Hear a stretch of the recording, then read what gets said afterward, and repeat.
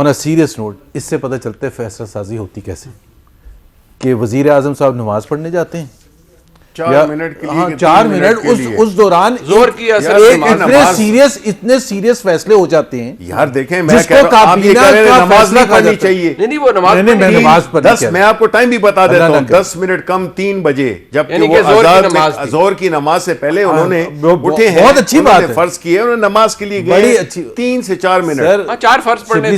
Senator साहब, वो बहुत अच्छी बात है और वो अप्रिशिएट भी करनी चाहिए, और मेरा ख्याल है अंसार भी करेंगे, बिल्कुल सब करते हैं। क्वेश्चन वो नहीं है कि वो नमाज पढ़ने क्यों गए थे, क्वेश्चन ये है फैसला साजी कैसे होती है। 4 मिनट के लिए वो गए नमाज पढ़ने के लिए, पीछे से काबीना ने एक फैसला किया, कोई नहीं किया, वजीर आजम जिसको ओन नहीं करते। लेट मी एक्सप्लेन, एक सेकंड में आप फरमाइएगा। Let me complete my argument. Point ये है, हमें ये पता है कि फवाद चौधरी ने आके ये कहा कि काबीना ने फैसला किया है। हाँ, उन्होंने अब ये कह रहे हैं कि काबीना ने उस वक्त फैसला किया जब वजीर आजम नहीं थे। अब ये तो बड़ा सीरियस इशू है इस मुल्क का कि वजीर आजम जाए नमाज पढ़ने, पीछे से काबीना इतने सीरियस फैसले कर ले जिसका वजीर आजम ना ओन करते हो। बट अगर तजवीज भी थी शिबली फराज साहब, तो फिर उनको ये उन्होंने कहा चले तजवीज थी, लेकिन उन्होंने फिर आकर उसको रंग वो दिया कि वो तो फिर यानी कि हर जगह उन्होंने, और ये भी नहीं कि आज अखबारों में आए या तो आके फवाद चौधरी साहब कहते नहीं this is never, I never meant this, हमारा ये मकसद नहीं था, नथिंग सर।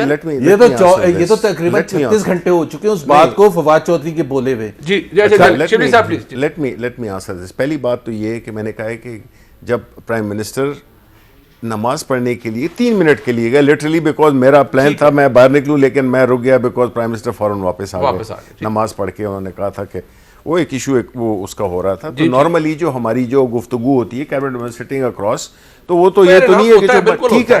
अच्छा, आप देखें फवाद चौधरी ने जो बात की है वो आप देखें ना कि they are all political, we all are political, वो बिल्कुल ठीक है। और ये कहना कि प्राइम मिनिस्टर की एब्सेंस में ये कोई फैसला हो गया, ये जुबैर साहब ये कह रहे हैं कि जी फैसला साजी इस तरह होती है, ऐसी मतलब ट्विस्ट ना करें। ठीक है, ये एक स्टेटमेंट दी है फवाद चौधरी साहब ने, और बात ये है कि उनकी जो हमारी जो एक वो रहा है, एक ट्रैक रिकॉर्ड रहा है हमारी जो पिछले आप कह लें 2-3 महीने 4 महीने में।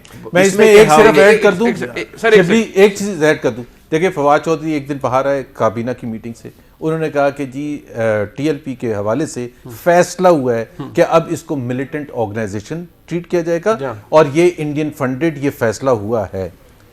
उससे अगले हफ्ते they backtrack the entire thing. तो मुझे तो समझ नहीं आती इनके फैसले क्या उसकी कोई हैसियत भी होती है, या तो फवाद चौधरी का प्रॉब्लम है या तो सियासतदान है आपस में बात क्या मतलब सियासतदान है, तो उनको नहीं जाके कहना चाहिए ना कि काबीना ने ये फैसला किया। मेरे ख्याल में फवाद चौधरी साहब पूरे प्रोग्राम शिबली साहब क्या फवाद चौधरी साहब को ये नहीं कहना चाहिए था कि इस हवाले से बात हुई है लेकिन काबीना फैसला करेगी, एक सोच है।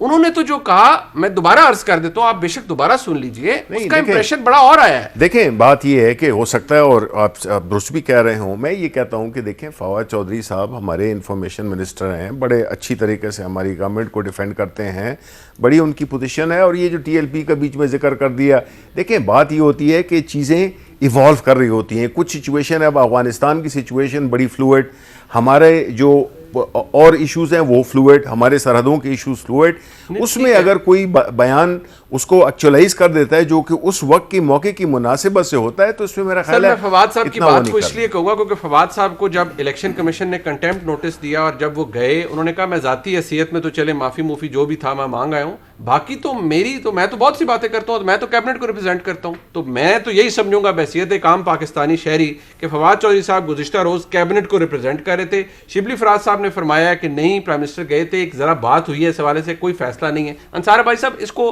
क्या हम ओवर वैल्यूएट कर रहे हैं या देयर इज अ प्रॉब्लम?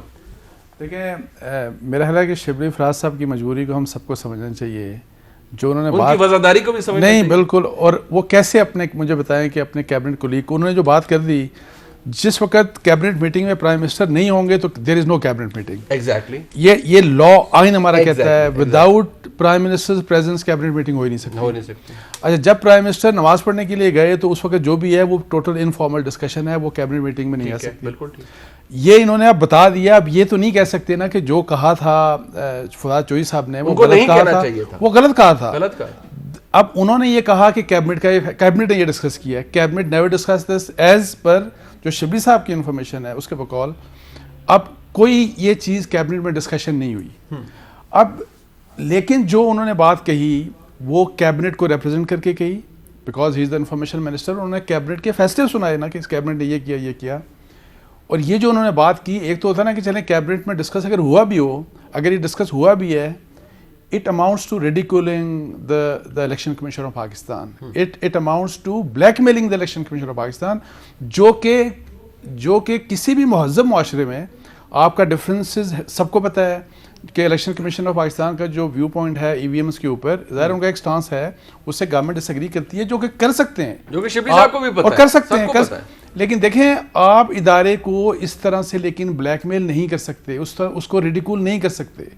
लेकिन अनफॉर्चुनेटली इससे फिर वही लगा कि वही जो पहले होता रहा, ये भी बोलते रहे और भी कुछ मिनिस्टर बोलते रहे, और फिर अब आके कैबिनेट को कह दिया कि कैबिनेट ने ये कुछ कहा है, तो विच इज़ वेरी अनफॉर्चुनेट। मैं आपको बताऊँ, दिस इज़ वेरी अनफॉर्चुनेट। अच्छा, मैं इसमें थोड़ा ऐड करना चाहूँगा जो अंसार अब्बासी साहब ने कहा। देखें, पहली बात तो ये है ना कि ये कहना और कि जी इलेक्शन कमीशन को रिडिक्यूल करते रहे हैं, ये किया वो क्या, देखिए मैं अब चीज़ों को पर्सपेक्टिव में डालूं। देखिए ना, वो देखिए वो उस चीज़ को वो अपनी जगह पर आपने तो नहीं किया, आपको नहीं मिला। हमारा मानना क्या है, हमारा मानना क्या है, देखिए जी, हमारा मानना ये है कि इलेक्शन कमीशन वो एक आईनी इदारा है जिसका काम है टू इंश्योर के फ्री ट्रांसपेरेंट इलेक्शंस हों। ठीक है जी।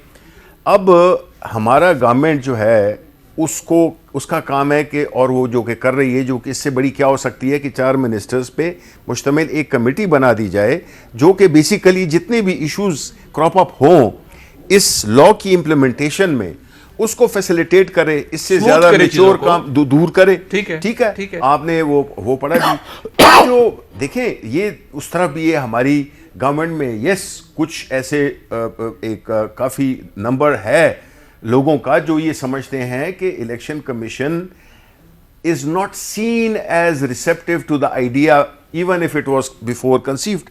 हालांकि देखें, ये 2010 से ये सिलसिला शुरू हुआ है। जी। रिपोर्ट्स अपने इलेक्शन कमीशन की भी हैं इसके कि ईवीएम को आइंदा 5 से 10 साल में होना चाहिए। इलेक्शन कमीशन की और हमारे वो 11 साल हो गए, नहीं किया ना 10 सालों में। अब जो है तो मसला कहाँ पे आता है?